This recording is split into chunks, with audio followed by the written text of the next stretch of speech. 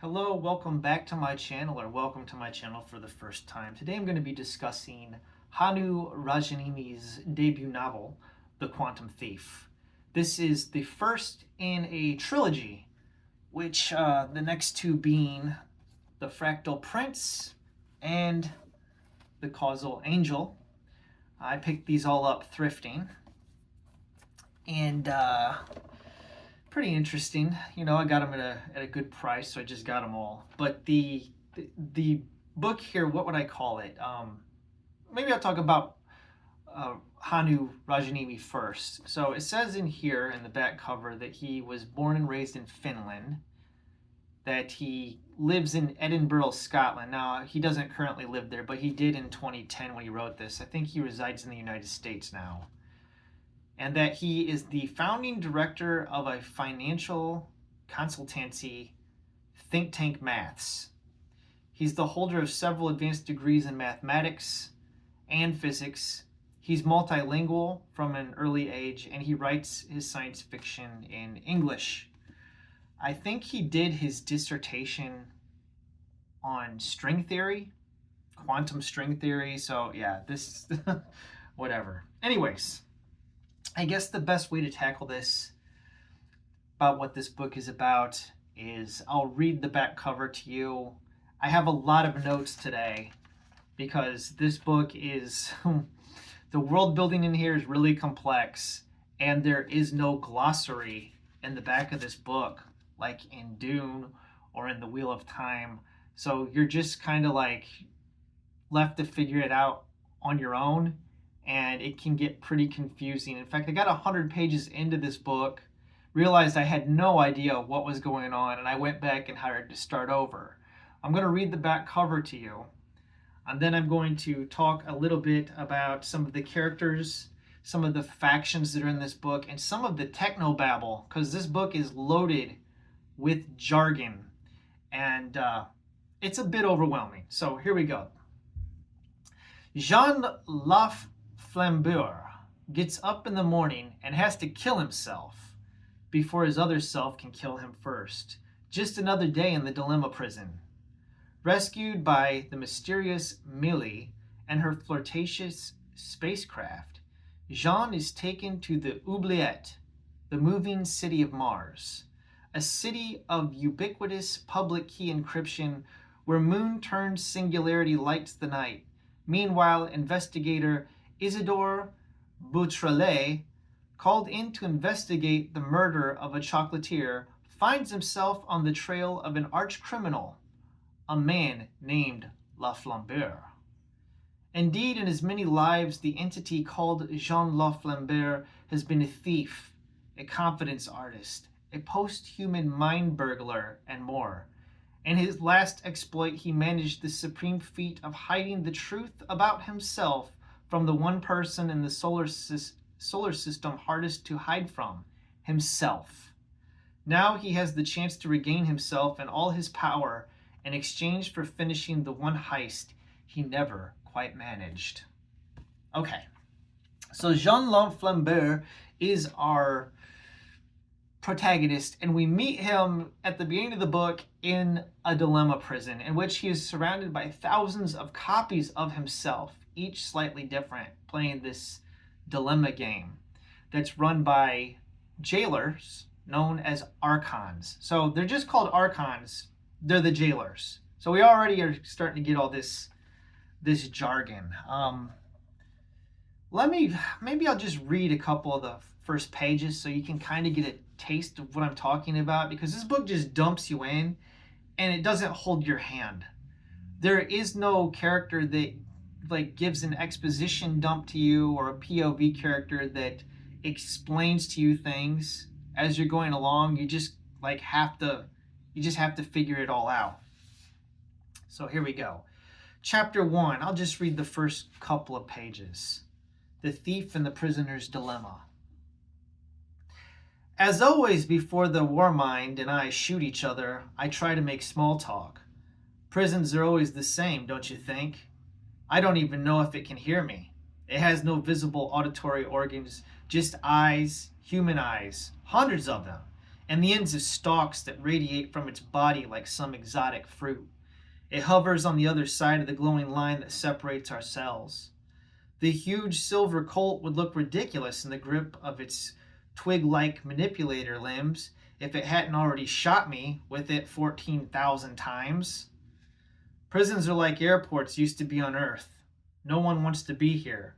No one really lives here. We're just passing through. Today the prison walls are glass. There's a sun far above, almost like the real one, but not quite right. Paler. Millions of glassy-walled, glass-floored cells stretch to infinity around me. The light filters through the transparent surfaces and makes rainbow colors on the floor. Apart from them, my cell is bare, and so am I, birth naked, except for the gun. Sometimes when you win, they let you change the little things. The war mind has been successful.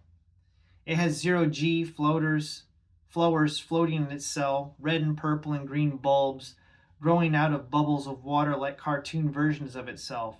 Narcissistic bastard. If we had toilets, the doors would open inwards. Nothing ever changes. All right, so I'm starting to run out of material.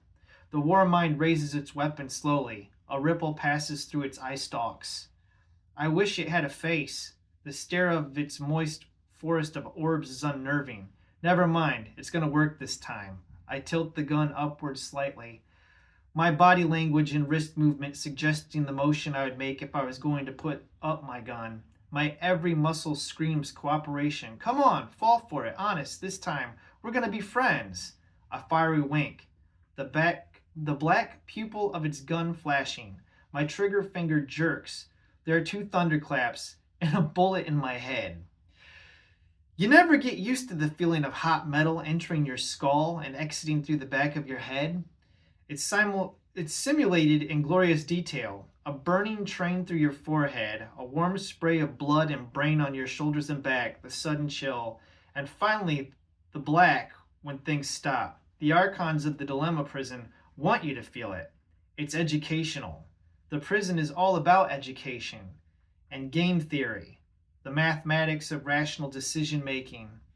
When you are an immortal mind like the archons, you have time to be obsessed with such thing, and it's just like the Sobernost, the upload collective that rules the inner solar system to put them in charge of their prisons.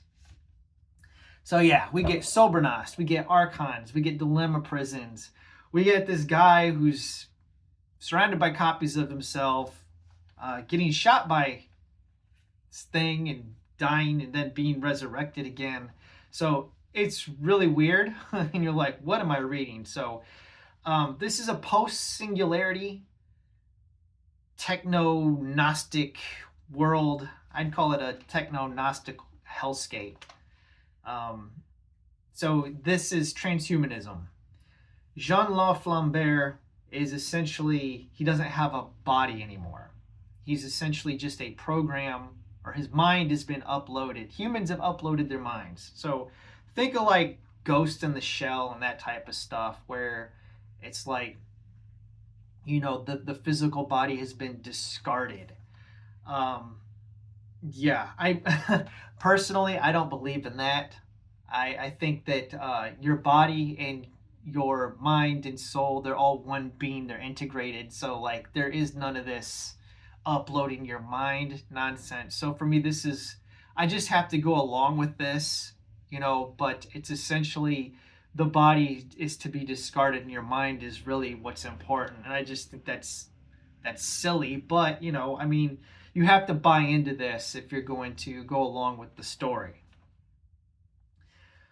Okay, so what happens is that Jean, he's in this prison. He's broken out by another character named Millie, Mieli. She rescues Jean, or at least one version of him. This is one of the things that's really weird. There's literally thousands of versions of himself in the dilemma prison that are each slightly different from each other. So you already are getting into this theme of identity of like, who's the real you? And if you can be edited and changed, I mean, do you really even exist anymore?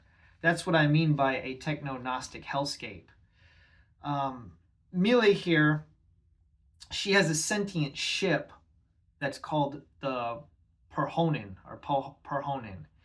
The ship itself has a female personality. Mealy herself she's in a synthetic body. So Jean is rescued from the prison by being snatched out of there, or uploaded and to, I don't know, like the cloud or something, and then downloaded into a synthetic Sobernost body. And the Sobernost are one of the factions in the book. And why they've broken Jean out is because they want him to perform a heist. And Jean is unable to do this. He says before he can perform the heist for Pellegrini is Mealy's, I guess, her boss. It's the person that she's working for. So Pellegrini, before he can do this job, he's got to go to Mars to recover his memories, which are hidden there. So evidently he's stored a bunch of his personality, and it's on Mars. So we end up going to Mars. And when we get there, we go to this city called the Oubliette. It's like a mega city, and it's a little bit strange because it's on the back of mechanical elephants. It's like moving across the surface of Mars. As you see how strange this is. We get introduced to a character on Mars whose name is Isidore Boutrelet. He's basically a private investigator who is working for or with the Zadikim. They're essentially a group of vigilante police who work for a faction called the Zoku. See how complex this is? The Zoku are refugees from Jupiter that are on Mars. And they're like a gamer society, okay? They're transhumans. So what makes the Oubliette unique is that these Zoku, they actually have bodies. So they're not like digital minds like Jean Laflambert is. The Sobernost are all like digital upload people, okay? Like they don't really have their human bodies anymore. The Zoku do have their bodies. They are augmented. They have like implants and stuff where they can uplink and do what's called quantum entanglements, where they can collectively share like a group consciousness, kind of like, I guess they're like the leftovers of gamer culture. So think of like Ready Player One, kind of. But where you go into like the virtual space and you play games, well, that's kind of like how the Zoku, everything's a game to them. But yeah, it's really strange. And I'm not sure if I fully understand everything I read, to be quite honest with you.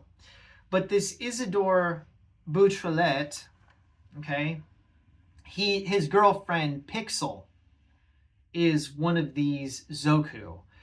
So the Zoku and the Sobernost are our two major warring factions in this world.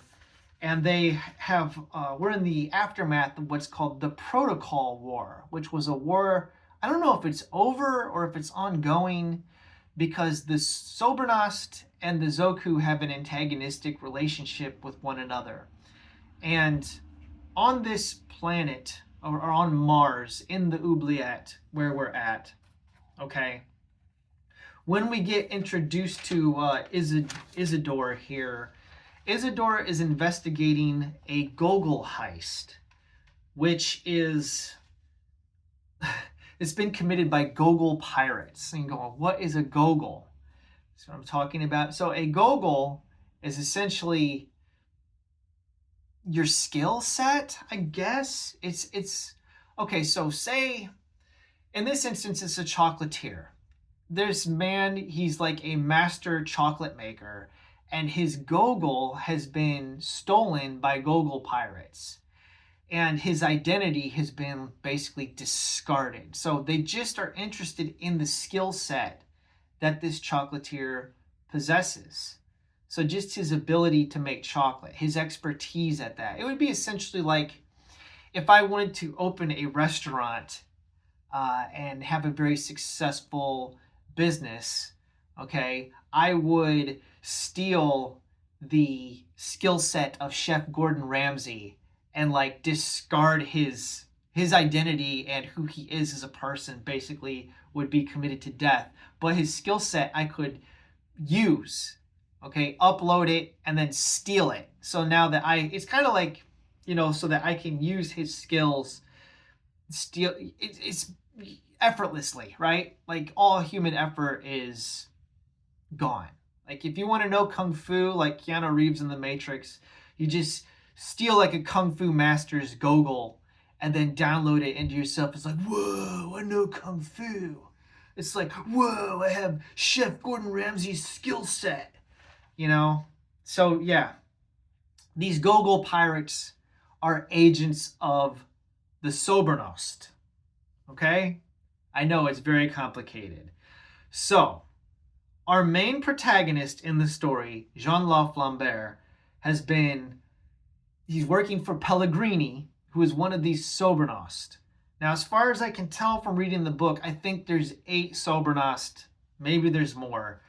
But the Sobernost all make digital copies of themselves and kind of spread themselves out. But it's almost like I don't know. It's weird. We're living in a world post-singularity where you can make digital copies of yourself, copy yourself. 2 minds can occupy the same synthetic body. Your body can be like overridden by like an invasive, another invasive mind. So that's why they have these things which are called, what's the word for it? Your guvulate. So on Mars, you have a guvulate. And everybody's talking about your guvulate and exchanging your guvulate. And it's essentially your privacy setting. Okay, like it's a screen between you and another person. And you can open your guvulate to an individual and like share a memory. So it'd be like if I saw a beautiful sunset the other day and I wanted you to experience, I could share a memory with you by giving you access by changing my privacy setting, my guvulate setting. Okay? But they don't call it that's the thing. They just talk about exchanging guvulate. They don't tell you it's privacy setting. Whereas if you would have just said that this is like the setting switch for, sharing, are you open to a group share, a one-on-one share? Some of this stuff is stored in what's called exo memory. So exo memory is a place, it's like a shared space where everybody can collectively share, basic guvulate setting, I guess. It's like your group setting. This book is really, it's a mind bender, okay? It was work. And there's a lot of world building, that's what I'm saying, with no glossary. So, I don't know, what else do I have here in my notes? Okay, Isidore, we've talked about Isidore. We've talked about his Zoku girlfriend, Pixel. And then on Mars, Jean-Laurent Lambert has an ex-girlfriend whose name is Raymond. All right?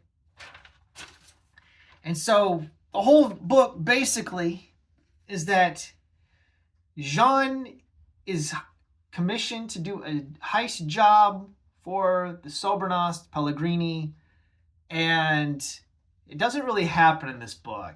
Instead, he goes to Mars to retrieve himself.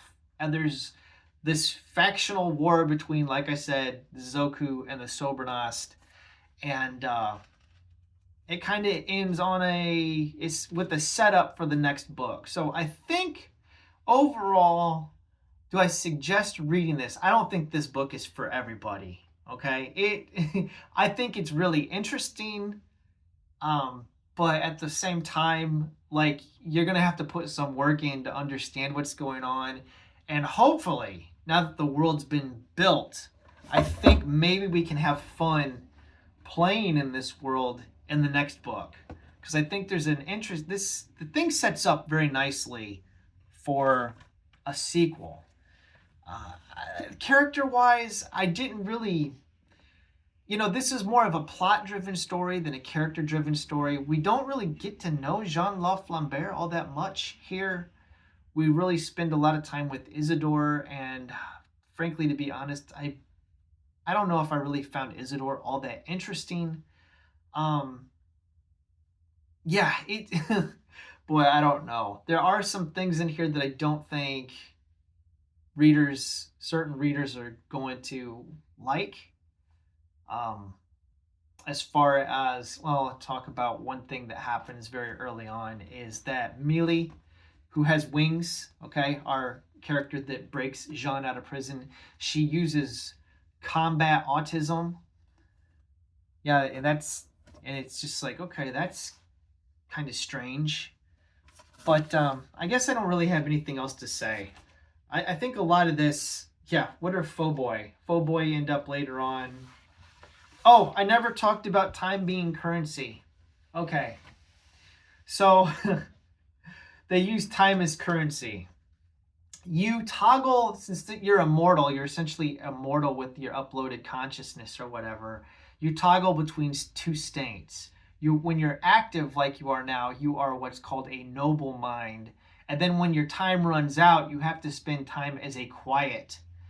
So your body basically dies, your time runs out, the resurrection men come and get your body and take it to like a crypt or something, and then your consciousness is kind of like in sleep mode, but it's still active, driving machinery and performing common tasks like janitor work or powering the mechanical elephants that carry the oubliette, this city on Mars across the Martian landscape. So yeah, it's a weird one, folks. I don't really know quite how to explain it. This book was really a mind bender, but it is interesting.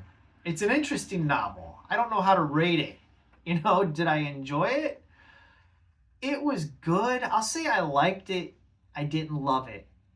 But we'll see. Maybe the next book, I'm intrigued enough to continue reading the series, Anyways, thank you for watching.